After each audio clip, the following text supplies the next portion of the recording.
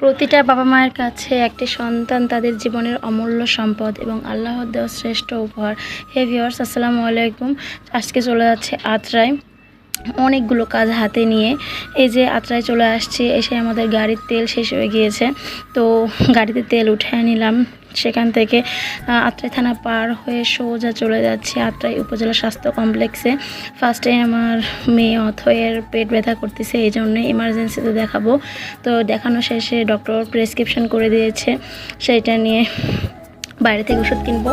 তো দেখেন আমার মেয়ে অসুস্থ, তারপর কত ছোটাছুটি, আর বাইরের খাবার এত পরিমাণে। ডক্টর তো একেবারে নিষেধ করে দিয়েছে বাইরে যাতে কোনো খাবার না দিই, তারপরেও মেয়ে আমার শুনতে চায় না। এই যে চলে আসলাম জনপ্রিয় ফার্মেসিতে।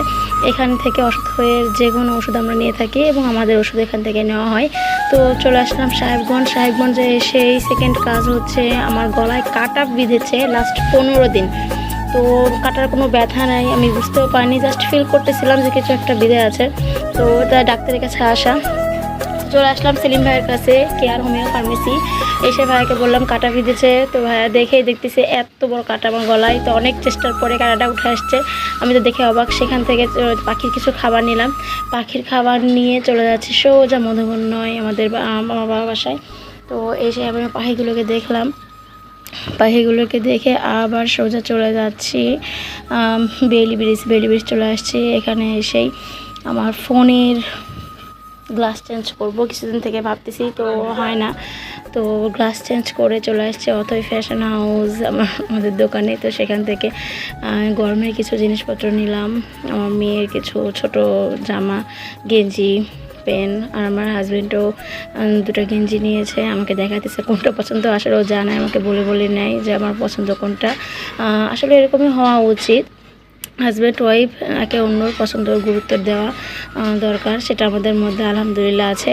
তো সেখান থেকে সবগুলো জিনিসও প্যাক করে দিচ্ছে, তারপরে নিয়ে নিলাম। এখন সোজা চলে যাব চটপটি খাইতে। তো আত্রায় আসছি, ঘুরতে আসছি, বের হয়েছি, আর চটপটি খাবো না তাহলে কথা। আসলে ভিউয়ার্স, আমি বাইরে খাবার খুবই পছন্দ করি, আমার হাজব্যান্ড এগুলো পছন্দ করে না, কিন্তু আমার জোরে তাকে খাওয়াতে হয়।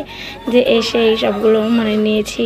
তো আমার কাকুর সাথে দেখা হয়ে গেছিলো, আমার কাকু ওখানে খেলতেছিলো। তারপরে খাওয়া দাওয়া শেষে আমরা আবার চলে যাচ্ছি। এই যে দেখেন রেল গাড়ি চলে আসছিলো, তো আমরা ওয়েট করতেছিলাম। চলে যাওয়ার পরে আমরা এখন সোজা আবার বাসায় চলে যাবো। তো ভিউয়ার্স, আজকের মতো এই পর্যন্তই। ভালো থাকবেন সবাই, আর আমাকে সাপোর্ট করবেন যাতে সামনে আরও ভালো ভিডিও আপনাদের সাথে শেয়ার করতে পারি।